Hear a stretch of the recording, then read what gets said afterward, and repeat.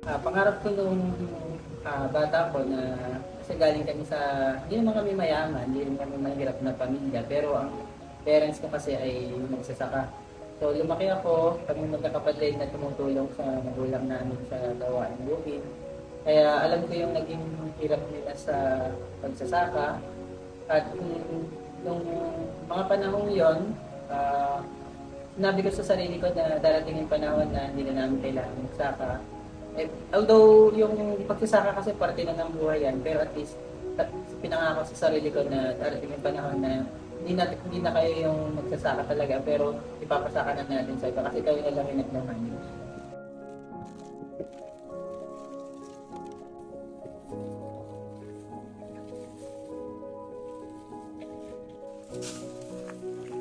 Ano po, inay? Asan po si Itay? Asa buka, nagpapatubig. Sige, inay, at mauna muna ako sa bukid. Okay.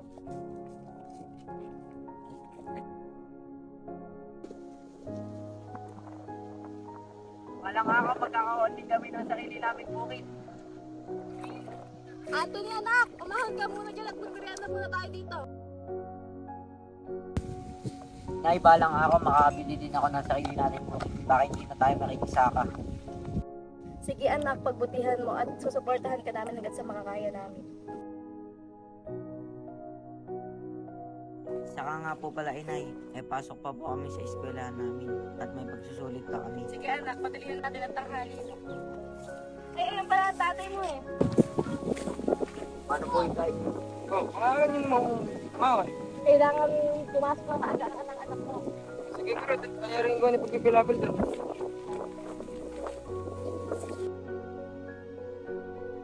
You have to accept the fact na nahirapan ka nung panahon na yon, pero hindi ka habang buhay na naghihirap. Kumbaga, panghawakan mo yung pangarap mo, then tulad nga ng sinabi ko kanina,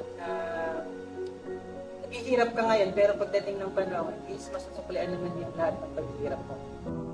Okay, kaya accept mo lang na kung nahihirapan ka man ngayon, bumukid ka sa ngayon, tumutulong ka sa magulang mo sa gawain bahay, gawain bukid, at kung ano pang business na meron kayo. So pagdating ng panahon, magpe-pay off lahat yan. Bago lang natin. Pagbabago, malaki. Kasi nga, tulad yung sinabi ko rin kanina na ang pamilya namin, hindi naman mayaman, hindi rin mahirap.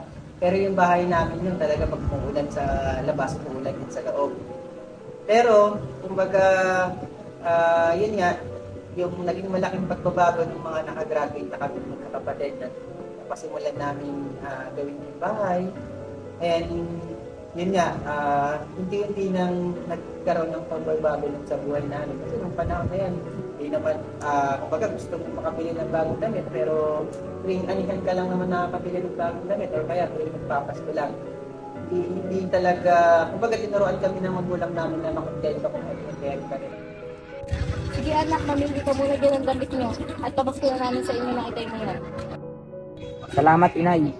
Sige, pupunta muna ako doon, nakahanapan ko pa ng damit ng isang.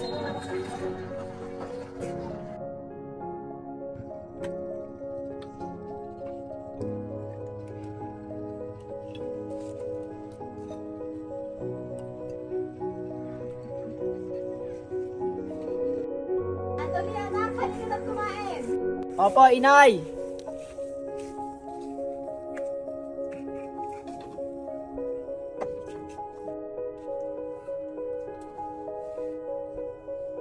Pagtiisan mo muna anak at ganyan na naman yung ulam natin. Ano ko ba naman, inay? Okay lang yan. Saka nga po pala, inay, asan po si Itay? Ay maya-maya pa uwi nun anak at asa bukid pa. Ay, ganun po ba, inay? Sige po, tsaka na lang po natin siya ng ulam. Hindi ka na, inay, at kumain na tayo. Sige. Kung nahihirapan ka na, okay, katulad sa akin na, lagi yung iniisip na mas nahihirapan yung magulang ko. So kapag yun ang naging yung naging yung vision ko, yung naging perspective ko sa buhay ko, kapag kahit gano'ng kahirap pa yan, kaya mong lampasan yan kasi nga, mas may naging hirap, mas may nag-tiis sa'yo kaysa ikaw. Buti nga ikaw, pagdating ng nasa eskwelahan ka, puro aral lang yung ginagawa mo, iba na, wala hapon. Pero isipin nyo yung mga ginagawa ng magulang niya habang nag-aaral kayo. Yung pagsisindigan ko talaga sa pag-aaral ng panahon na yan is talagang nung nag-high school ako, doble sipag yung ginawa ko sa pag-aaral. Kasi nga, sayang yung panahon niya. Kumbaga, yung panahon na yon instead na naglalaro pa or although naglalaro pa din naman ako, pero iba yung dinedevelop ko na yung knowledge ko.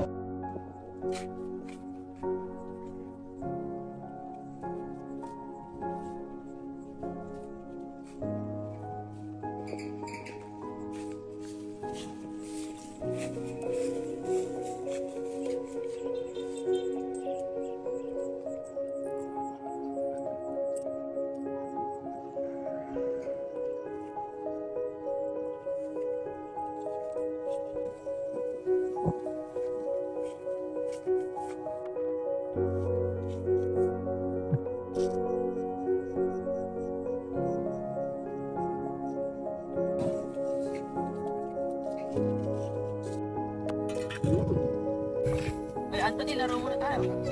Bukas na lang, may assignment pa kasi ako eh. Hey, Anthony.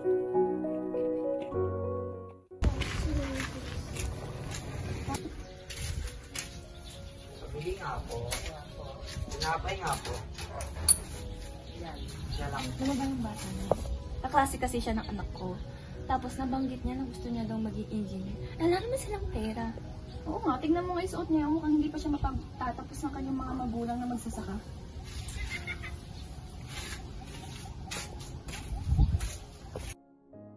Nung gumraduate ako ng elementarya ay honorable mention yung nakuha kong parangal.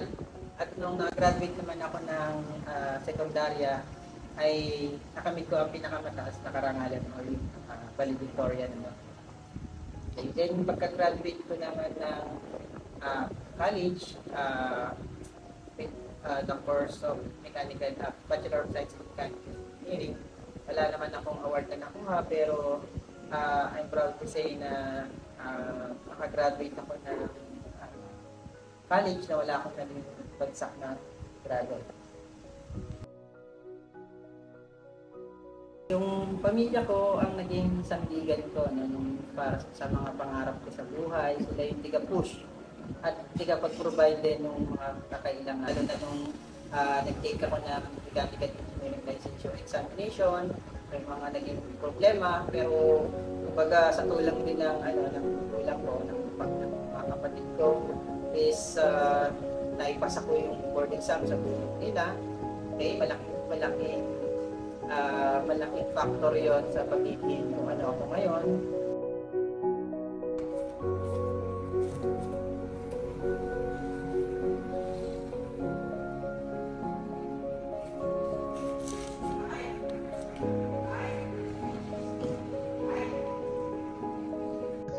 Hello, anak. Tay, parang hindi ko muna kayang mag-take ng exam, Tay. Bakit naman? Siguro, sa susunod na lang ako mag-take ng exam. Ay, kaya mo yan. Ikaw pa. Sige, Tay, salamat po sa suporta.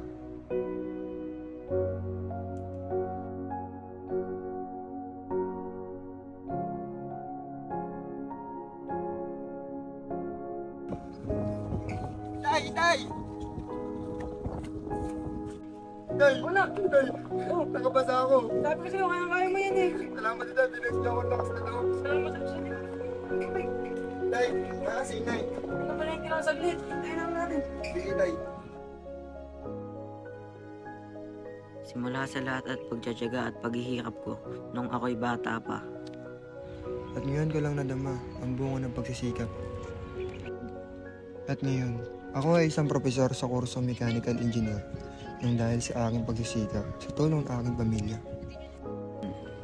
Ako ngayon ay masaya na sa aking buhay dahil nagbunga na ang aking mga paghihirap. At ngayon, ako ay may sarili ng pamilya. Patuloy ko pa rin pinalalago ang aking mga natutunan mula sa aking mga magulang.